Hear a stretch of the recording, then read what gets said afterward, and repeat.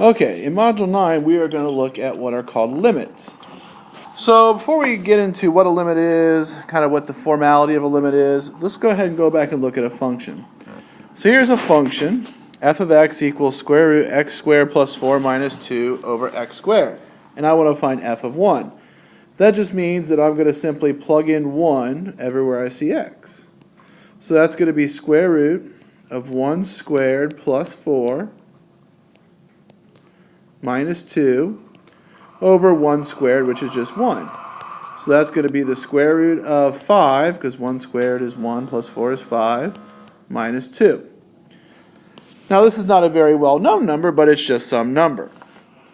Now let's see what happens if I plug in 0. So if I plug in 0, the problem becomes I get the square root of 4 minus 2 over 0 squared. Well, the square root of 4 is 2. 2 minus 2 is 0, so this gives me 0 over 0. Now, this is a big problem. What the heck is 0 divided by 0? 0 divided by 0 is not a defined number. It's just some value we don't know. Every non-zero number divided by itself is always 1. 2 divided by 2, 3 divided by 3. But 0 divided by 0 is not defined. Okay? So it's not defined at that point, but the graph is very important at that point, even though the function is not defined there. So to find out what's happening to a graph of the function when we cannot evaluate at a certain value, we use a limit. So a limit basically, instead of figuring out what f of x is equal to in x, so instead of figuring out what is f of 0, we'll basically try to figure out what is f of x as x approaches 0. So as we get very, very close to a function, what does its value become? So if I graph this function above here, so on Desmos, I simply just graph this function, y equals square root x squared plus 4 minus 2 over x squared, which is the function we were dealing with before. It is undefined at 0. So if we were to graph it, you'd have a little hole here. But if you notice, as you get very close to 0, so as this graph gets close to 0 on both sides, you'll notice that these both approach the same number. It looks like the function from the right and the function from the left of 0, they both seem to approach the same number, and that number appears to be 0.25. So we call that number that it approaches from both sides a limit. So the way we write that, even though f of 0 is undefined, f of 0 is undefined, the limit, we write LIM of this function is going to be 0.25. So we say the limit f of x, x approaches 0. So LIM stands for limit, x approaches whatever number. We were talking about 0 in this case because we're getting really close to 0 on both sides, and it appears to approach, the graph appears to approach 0.25. So even though the function is undefined, it has what's called a limit. And again, the limit's just what happens to the graph as x approaches some number from both sides. Now that's very informal way to say it, and we won't formalize the definition of a limit. You'll do that more in calculus. But as you say, gets close to, approaches to, that's the part you'd have to formalize up a little bit when you get to official calculus.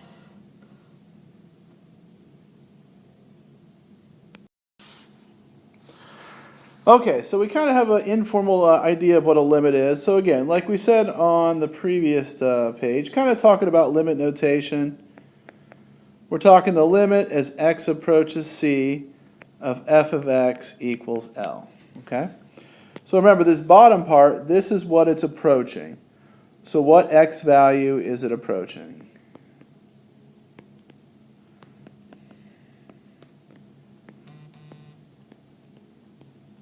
And then we, of course, just have our function, whatever that function is. And then this is going to be our limit. So on the previous example, when we talked about the 0.25, we put the limit there because that's the y value it's approaching. The limit will always be a y value for us, while what it approaches will always be an x value. We also have a kind of a different kind of limit. We can also have what's called a one-sided limit. When we talked about limits before, it's what it approached from both sides. Remember when I drew the two arrows, it had to go from both sides. When you talk about a one-handed limit, one-sided limit, it only goes for one side. So a left-handed limit is basically what value does the function, we'll call it f of x, approach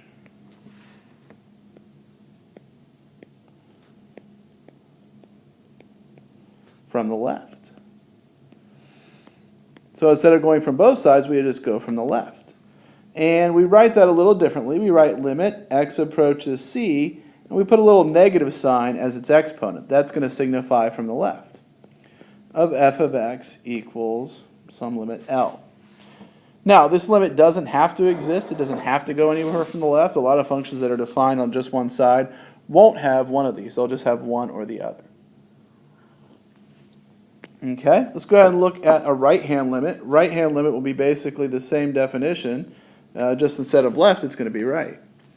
So this will be what value. And remember, this is a y value. Value is always y. What y value does f of x approach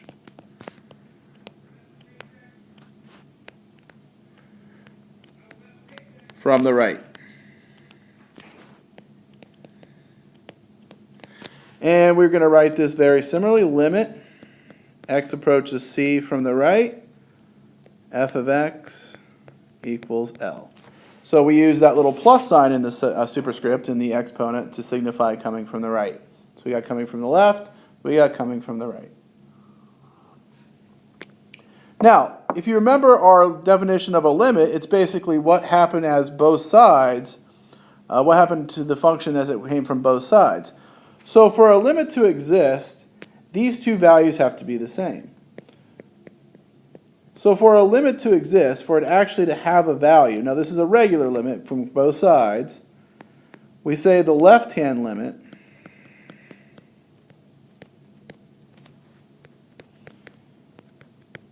must equal the right-hand limit.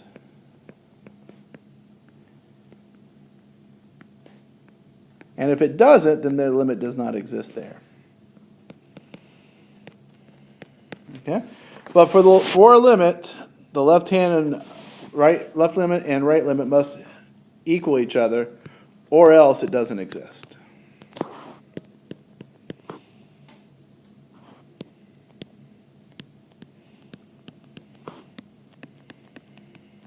Okay. So we can look at lots of examples. I picked out a pretty complicated one. I tried to think of a graph that you wouldn't be familiar with. So I thought of this one. The function here is x cubed, or the cubic root of x minus 1 over the square root of x minus 1. So we're trying to figure out where this limit goes to when it approaches 1. Now if you look at it, if I plug in 1, I get 1 minus 1 on the top, and I get 1 minus 1 on the bottom, which is 0 over 0. So again, this function at 1 is undefined. So we don't really know what it is. Okay? So I'd like to kind of see what are the left-hand and right-hand limits for this. So if we look at this, let's go ahead and find the left-hand and the right-hand limits. And as long as they're equal, we would say the limit would just be those two values. So what I did here is I went ahead and I plotted a little table of values, and then I kind of plotted a point on the graph. So this is the graph of the cubic root of x minus 1 over the square root of x minus 1. Now as I'm coming from the left, so the left limit, we're coming from the left side. So that's going to be values kind of coming this direction. Now you see as we're coming this direction, these are values smaller than x. So I just kind of plug some numbers in. And you can see as I'm going this way, as the x values get closer and closer and closer to 1, the y values get closer and closer and closer to 0.66667. So we'll go ahead and we'll say that this limit is going to be 0.67-ish. So as I come from the left, these numbers are getting very close to 0.67, approximately. Now for the right-hand limit, as I get numbers that come from the right, that's coming from this direction, you can see those values, the function values, are getting very, very close to the same thing when I look at this table. In this table, again, I'm just plugging in 0.99, 0.999, So you can see that 0.67 as well, 6666. And if you look at the graph, you'll notice both sides of this graph on both sides is approaching the same number. So the left-hand limit and the right-hand limit are the same. So we're saying as they approach from the left, it's 0.67, on the right, it's 0.67. So we say the limit itself is 0.67. So we could actually write, just without any left or right-hand limit as x approaches 1 of cubic root of x minus 1 over square root of x minus 1 equals 0.67, approximately. Now in section 2, we'll actually learn some algebraic ways to actually find these values without using the graph. But really in this first section, we're just kind of seeing where does the function go, where does the graph go as x goes to certain places.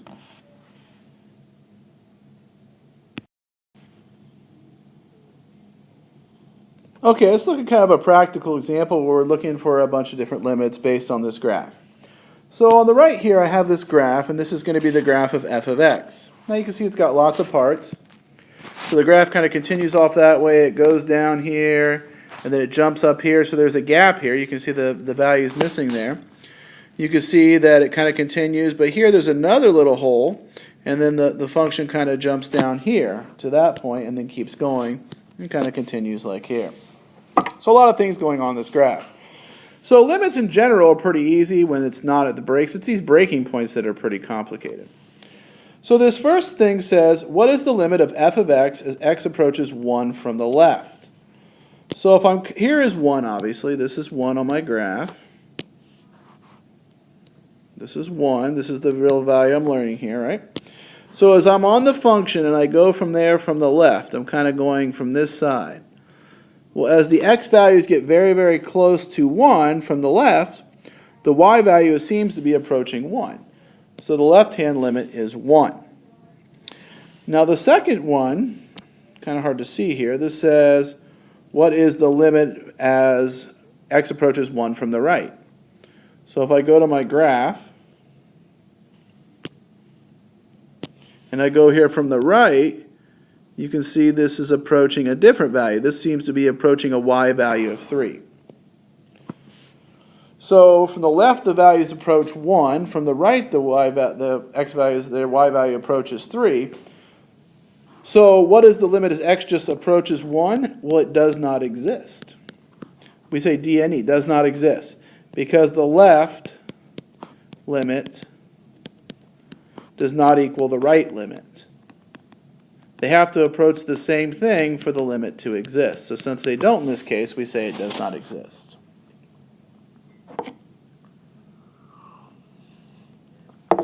Okay. The other one's going to kind of talk about our other gap, which is at 4. You can kind of see the gap in the graph also at 4.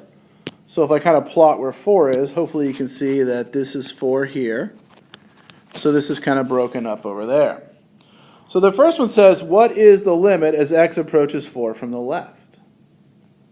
So let's go over here and kind of zoom in on our graph. So as we're coming here, as the points are approaching the graph from the left, as we approach 4 from the left, it seems these are approaching a y value of 4. So from the left, I would say the left-hand limit, as they approach from 4 from the left, is simply going to be 4. So now let's go ahead and see what happens as we approach 4 from the right. Do we get a different value? Do we get a similar value?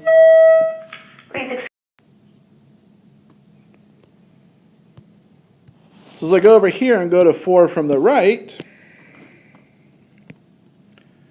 these x values approaching 4 from the right, it seems to be approaching the same number.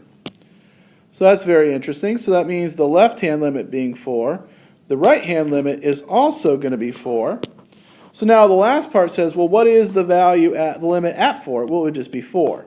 And this is just because the left-hand limit equals the right-hand limit, which both equal 4.